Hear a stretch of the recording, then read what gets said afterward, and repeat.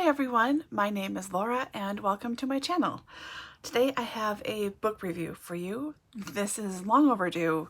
My opponent didn't know it. This is for the chunkster that is Cecilia by Fanny Burney, which sounds like she might need an ointment for that. Anyways, Frances Burney lived in the 1700s. This book was published in 1782 and was a favorite of Jane Austen.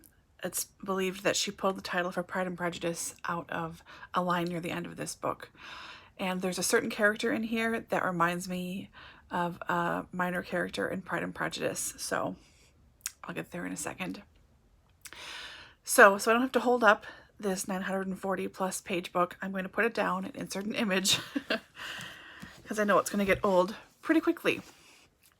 So Cecilia, I read this on a whim this past winter, spring. I believe it took me 2 or 3 months to do, if you were here then. Thanks for sticking around so long. It was just what I needed. I find that in the winter, I really want at least one properly chunky book to read just on its own. Just for my own sake, no one else reading with me, just to read and enjoy a big story. And years ago, I read Evelina by Fanny Burney. That was her very first book, and I really loved that book. Now, these are not the same at all, but they are similar enough. I mean, you can tell it's the same author. So, without further ado, I have some notes here. They're not the best. I'm not going to give anything away because I want everyone who wants to read this to be able to really sink into the story and enjoy it properly like I did. I didn't know anything about it other than it concerned a woman named Cecilia. So, Cecilia. She is our heroine. She was orphaned at a very young age, and she's entitled to inherit her uncle's very large estate. So her uncle, when he passes, has set 3 guardians for her. They are Mr. Harrel, who is married to her childhood friend Priscilla, and the Harrels live in London. They're very high society. Then the second person is Mr. Briggs. He is very elderly and really jealously holds on to Cecilia's fortune. Like miser. And then the third is Mr. Delville. He is a snob. He thinks that the Delvilles are better than absolutely everybody else, and no one can come close to the Delville family. So this is who Cecilia is stuck with. Now, she has some friends, and she has quite a few suitors. I am laughing because her first suitor is Mr. Monkton. Okay, Mr. Monkton is already married. He's married to one of Cecilia's friends, I guess, sort of. But she's not a very nice person. But Mr. Monkton has known Cecilia for her entire life. And he has these designs on divorcing his wife somehow, or leaving her. He's not sure which. It's always fuzzy. It doesn't really matter to him as long as he can ditch his bummer of a wife and try and get Cecilia, because he sees how good and honest she is. He knows how much money she has, and she trusts Mr. Monkton. Cecilia trusts Mr. Monkton.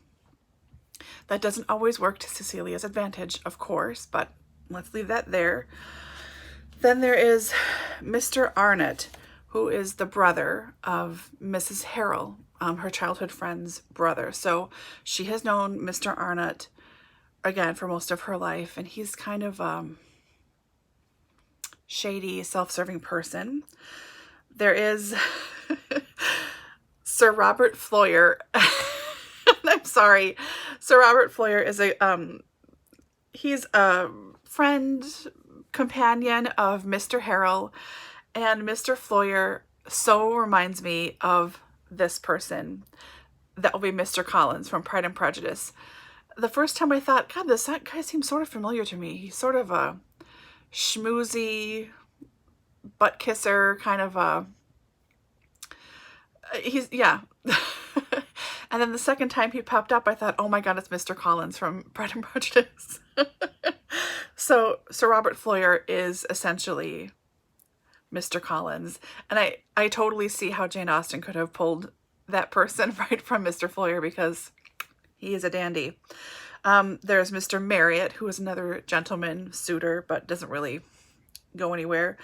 There is Lord Derford, which always makes me think of Derp to Derp, Lord Derford. He's the son of another lord, and he thinks very highly of himself as well. There is Mortimer Delville. So the Delvilles were the third of the guardians of Cecilia, and Mortimer is sort of saddled with his parents. And because he is the heir to the Delville family fortune, and he's got to make the best match possible, and who cares if he's happy, you know. And then there is Mr. Belfield. So Mr. Belfield has a sister who Cecilia befriends. Mr. Belfield, yeah, his mother has kissed his butt his whole life. So he thinks, he kind of gets that it's not true, but he thinks that his doesn't stink, you know? Because his mother thinks he's the best thing ever. And his mother essentially ignores the daughter, it's all about the son. And the son has got some problems, but that we'll get there. So, okay. I'm trying, it's hard not to get, okay. All right, so in order, Cecilia goes to stay with her friends. So the first stop is the Harrels, which sounds like it would be the best place for her. Like, she will just stay there until she reaches her majority and she can get her hands on her uncle's fortune and do what she wants to do. She wants to own a bookshop. Relatable. So she goes to stay with her childhood friend and husband, and Priscilla seems different to how she remembered and doesn't want to pal around, and she's very much changed by her husband and very much changed by London society.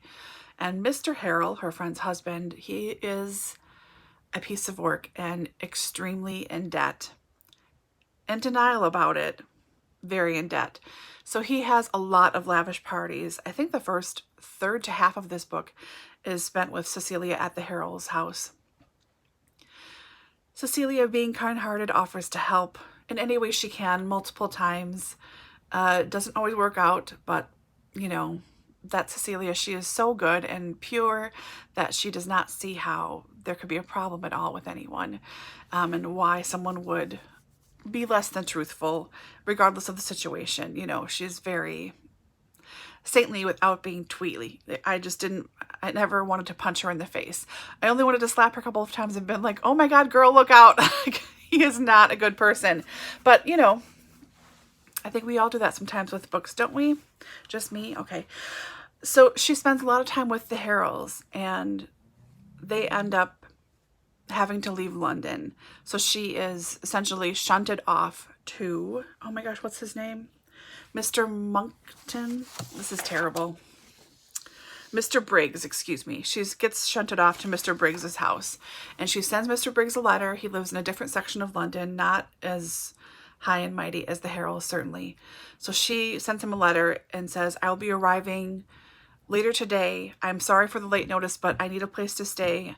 I will be, you know, living with you from now on. The situation with the Harrels didn't work out, so I am coming to stay with you. So she sends the letter off. She quickly packs her things. She gets in a coach and goes to his house, and he is harumphing and talking as if she isn't there. And when she complains that all of the windows have cracks in them and it's freezing cold, everything is dirty, like filthy grime, dirty everywhere. There's water dripping out of the roof. The cuts of meat are all gristle, and it's not really food. And he's talking out loud to himself about how she's such a princess, and if she knew what was good for her, she would shut her mouth and be glad for a roof over her head, and what's she talking about? And so Cecilia quickly realizes that this is not, I can't stay here. I don't know how I'll live. This man abuses the staff. Staff doesn't stick around very long, you know. It's all bad. So in desperation, she writes to her third option, which are the Delvilles, the very high and mighty Delvilles, and essentially in letter form throws herself on them and says, please, will you help me? I have nowhere else to turn to. Will you please let me stay with you? I'm destitute. I cannot stay with Mr. Briggs any longer. So she tells Mr. Briggs that she is leaving the next day. She doesn't know where she's going yet because she hasn't heard back from the Delvilles, but she says, I'm sorry, I cannot stay here. I've made a mistake. I have other alternatives somewhere else. I cancel food and everything. And then he just gets mad that he wasted all this money and all this effort and time on getting the place ready when he clearly did not. And then when she actually leaves the next day, he is astounded and furious and outraged, absolutely outraged that she would dare to leave when he has done all this stuff for her and bent over backwards and yada, yada, yada. So Cecilia flees and thinks, whew, thank goodness, and goes to stay with the Delvilles and befriends Mrs. Delville. She is a very lovely woman, stuck to a very arrogant man, befriends the son, enjoys the grounds, and seems to find some comfort at last. It doesn't last very long because it's a novel, and what would this be? So that's what I will say for now for the plot. I will say, I mean, it's a book from the late 1700s, so it's more dramatic than you would expect. There was drama with a capital D that came up quite a few times. There's more than one duel. There are multiple duels. There's lots of fighting, but it doesn't seem exhausting and dramatic. Side note, I don't like reality TV in general. Like Kardashians, no, hate them. Real Housewives of I don't care where, useless. Like, they don't help anybody. They're selfish and self-serving. I cannot stand people like that. So it was never anywhere as dramatic and fake and as that, because Cecilia herself is such a pure heart and you are with her throughout. I mean, you can step outside and certainly see how people are behaving, like Mr. Collins. He's sort of an idiot and doesn't really do a lot when she's not around, but as soon as she's around, it's like a moth to a flame. He's right there and he's like, oh yes, Miss Cecilia, blah, blah, blah, blah, blah, you know, and she's like, oh, here he is again. Okay. Yes, lovely to see you. It is a nice party. Oh, it is hot. Would you give me some punch? And she'll like skedaddle out of that room. And Mr. Collins, that's all I can see him as, I'm sorry, comes back and looks for her like, oh, where did she go? She must have, that female, her brain must not be very good. She must have gone and asked for someone else to help. I must have been too long in returning with her punch, you know. So it's dramatic stuff like that. But there were genuine moments several times throughout this book where I did not know what was going to happen and I couldn't read fast enough. The whole end, which again I won't give away, unbelievable. It was so good. It was so good. I just adored this book. I thought it was fabulous. Fanny Burney, she only has 3 books, and then there's collections of her letters and writings and things, which I have, but I love her writing. So readable, so fun, totally engrossing. Highly recommend. If you don't want to start out reading a 900+ page book, which fair enough, who does, I would recommend starting with her first book, Evelina. So Evelina is much shorter, obviously. This is epistolary, so it's told in a series of letters. This copy is just under 400 pages, so much more palatable. Evelina, I don't remember what this is about. I know it's about Evelina herself and how I think it's her coming out to the world. So it's all letters to her friends back and forth about coming out into society. I really enjoyed this. I read this probably 15, 18 years ago and just was like, oh my gosh, this book is amazing. Why is no one talking about this? So if you don't want to start with this doorstopper, you want to start somewhere else, I would recommend here. If you have read Evelina and don't like it, I don't know if you would like Cecilia necessarily. They're different. Cecilia is set up like a more traditional book, you know. Yeah. You may not like Cecilia in that case, I'm sorry. But if you want to try something that might challenge you a little bit, that's an entertaining romp that you don't mind getting lost in. It's very readable. I can't recommend Cecilia enough. I thoroughly enjoyed it. And I'm thinking of reading Camilla, it's also this size, in January or February. I'm not sure yet if I'll do that or if I'm going to read Frances Burney's letters and other works. I can't decide, but I'm really digging her. So I hope you enjoyed this review. I hope I didn't give too much away, but I really liked to be surprised. I didn't know anything about this, as I said before, and I really thought that it was fantastic. So thanks for watching. I never do this. Click the like button, subscribe if you're new. I should be doing this all the time. I am a terrible booktuber. But anyways, I hope you enjoyed this review, and I hope that you are tempted to give Frances Burney a try. So thanks so much. I hope you guys are all doing well, and I will see you again tomorrow with the next one. Bye.